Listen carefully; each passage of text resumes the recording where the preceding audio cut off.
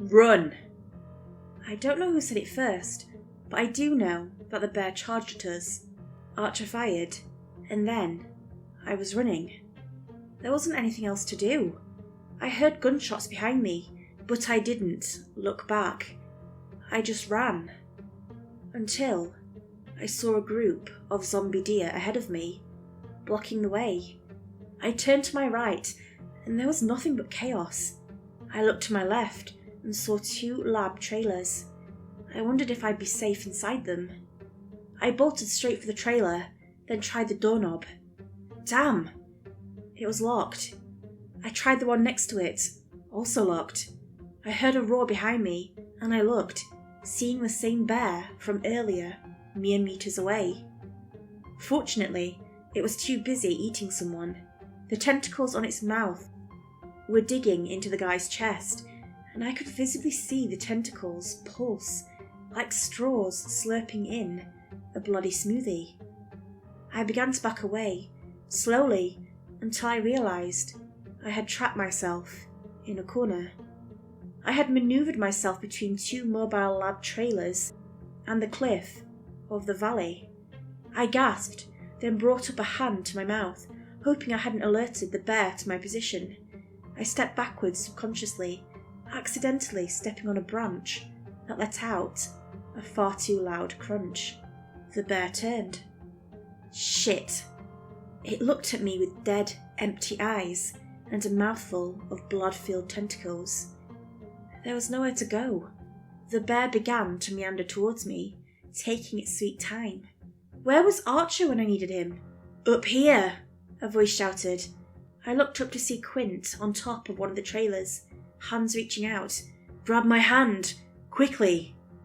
I looked back at the bear, just as it was getting ready to charge. I looked back at Quint and jumped, nearly reaching his hands. It shrieked an unearthly roar and started charging. I jumped as high as I could, and I felt my hands reach Quint's. He pulled me up, just as a bear appeared beneath me, its tentacles reaching up, snapping at my legs.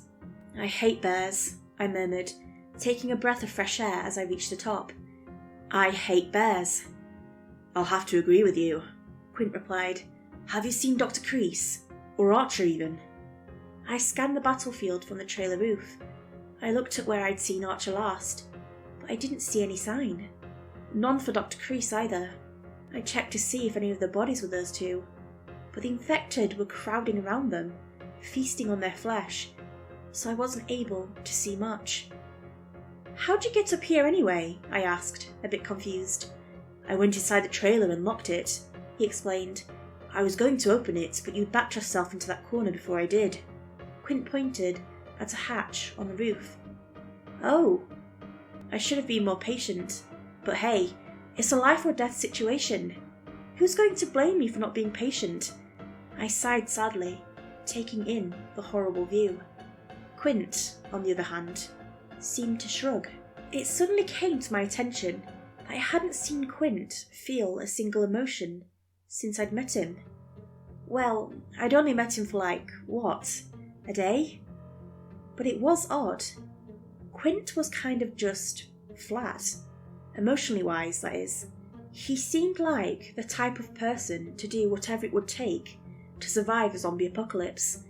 Like he would sacrifice someone. I don't know. My mind was just racing then. We have to warn the closest town, Quint explained. He took out a map that had conveniently been in a jacket pocket the entire time. He scanned it, then pointed to a town by the name of Mayflower Springs, and of course, contact the authorities. Our Paracel headquarters. How can we warn them? I asked. Last I checked, there wasn't any connection up where we are.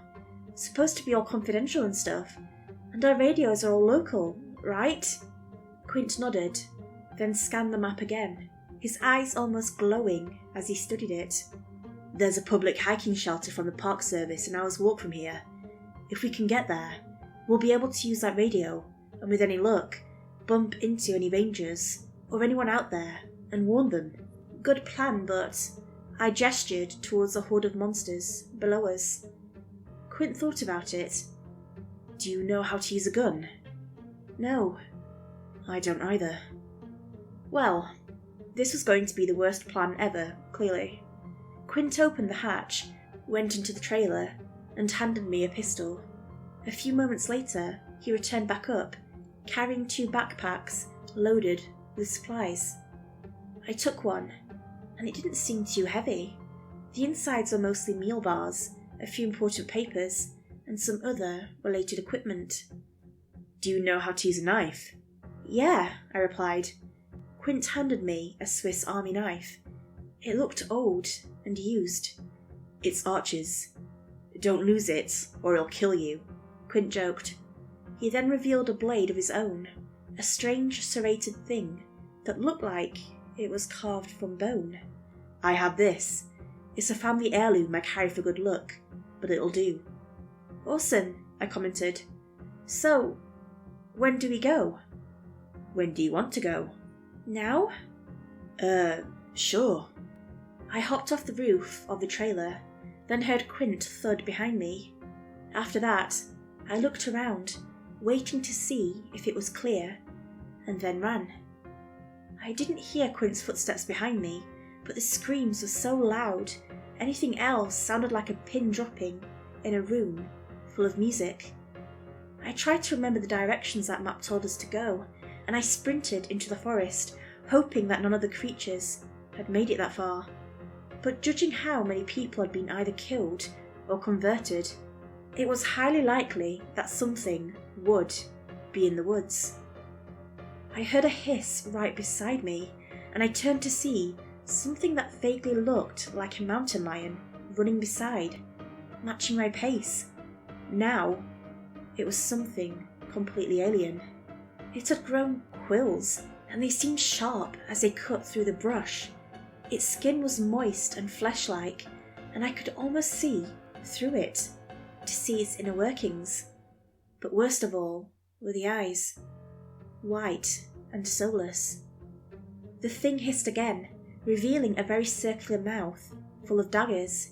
The mountain lion pounced, and before I had a chance to react, I was on the ground, the beast tearing at me. Its jaws opened and closed, trying to bite me. I kicked it off me, surprised at how squishy it felt. The thing slinked back into the cover of shadow, disappearing. I saw my backpack a few meters away. "Quint!" I called, slowly nearing my bag. "Anyone?" No answer. And then a scream from my left. The lion was back in action, but I narrowly avoided its jaws of death. The creature turned to look at me, then growled, stepping on its hind legs, almost like a person, and shaking its quills, making an ear-shattering noise that caused my hands to cover my ears. It pounced, and I held my hands up. Me and the beast fell to the ground, and I instinctively pushed it off me, hearing a thud as it was pummeled into a tree. I found my backpack, hoping something inside could help me fight it off. And then I realised I still had the gun in my jacket, and the knife. The creature regained itself. I found the gun, aimed, and bang! I fired. I missed. A hole materialised right next to the creature, which was unfazed. I held the Swiss Army knife in my hand, flicked open the sharpest looking tool in it, and held it out. The creature started to stalk near me, shaking its quills as it did. This time, though, I was prepared. And then it ran and pounced.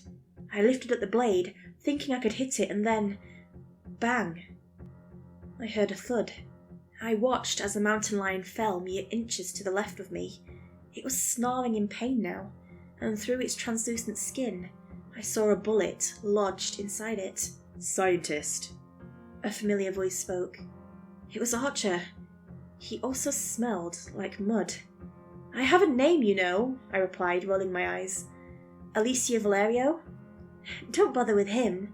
Another voice, Dr. Kreese, spoke. "He calls all the scientists that." "Have any of you seen Quint?" I realised.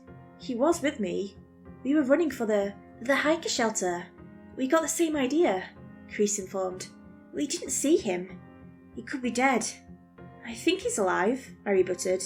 At any rate, if he's alive, he'll meet us at the shelter. The two nodded. I turned back to look at the dying mountain lion. I knelt next to it, examining it closer this time. The teeth didn't look like that of the mountain lion's. Then again, it had been converted by the flesh. But two of the teeth stuck out quite literally. They were bigger than the palm of my hand, curved, and were jutting out of the lion's face, like a saber-toothed cat, but not really one. I flipped open the knife and promptly cut out the two long teeth. They were serrated and a lot heavier than I thought they were. Taking a trophy? Archer asked. At this time, I'm a hunter myself, but we're in the middle of a zombie apocalypse right now. So you had the same idea to call them zombies too? No, I responded. I don't know what, but something about it bugs me. Let's get moving, Chris said. Let's, I replied, stuffing the teeth into my pockets. And so we began the trek, following the map to the shelter. As we walked, Chris and Archer told me of how they escaped. Like me and Quint, they also found themselves in a trailer. Instead of trying to make a run for it, Chris suggested they roll in the mud nearby, and then by chance, they realised they weren't in a lab trailer, but an armoury. The two used smoke grenades, because of course they had smoke bombs, to hide themselves as they evacuated the site. According to them, they saw a few other people escape with them, but they got lost. No idea where they went either, sadly. Stop! I shot. The others stopped in their tracks. What is it, Science? Alicia, Archer returned. Something's wrong here, I explained, pointing at the dirt in front of us. There's tracks. The tracks of some sort of animal that had passed through. I checked back onto the map. There was a small section detailing the tracks of local animals. The tracks didn't seem anything like it. Those tracks, Chris cut in, they almost look like giraffes. We're in Canada, not in Africa, I answered. I ran a research station in Zimbabwe a couple of years back, Chris informed. Those are definitely giraffe tracks. Going both ways too, back and forth. I looked back at the tracks. They were even and haphazard, as if it was running away from something, or travelling in a group. Weird. Archer took the map from me. These tracks lead towards the shelter. We might be able to find out if it is a giraffe, if we follow it. This sounds like a bad idea, but what choice do we have? I murmured. And so we continued, following the tracks. We were nearing the hiking shelter, and soon we could see what smelt like smoke in the distance. Perhaps Quint had gotten there, or there were others. Something's off, Archie began. The smoke smells like it's coming from the left. The shelter should be straight ahead. We should follow the smoke. Warn whoever's there, I decided. The tracks lead that way too. Dr. Chris agreed, and soon we were on our way there. And within moments, we came face to face with a large metal fence with a warning sign warning us of a very high voltage. Beyond the fence was an open space, and in the centre was a small metal building with a few windows for looking out. Smoke was churning out of a chimney of the building, and from inside the structure came loud, classical music. But what was the weirdest was the fact that the tracks went beyond the fence. I muttered. What? Dr. Chris started. The heck is this place? Maybe it's one of those hippie retreats, Archer theorised. Or one of those weird off-the-grid people. Doesn't look like either, I pointed out. As I did, my eyes followed the tracks on our side, and discovered an opening in the fence, as if a large creature had broken out. But the voltage was far too high for any creature to survive. Sparks were still flying, but the opening looked big enough for us to easily get through without getting hurt. Whatever had broken out was large, and I started to wonder if we really did have a giraffe on our hands. I decided to go through the hole, and soon the others were with me. We walked through, dodging the trees and trying not to make noise. Someone was inside, whistling to the music. Weapons, Archer reminded.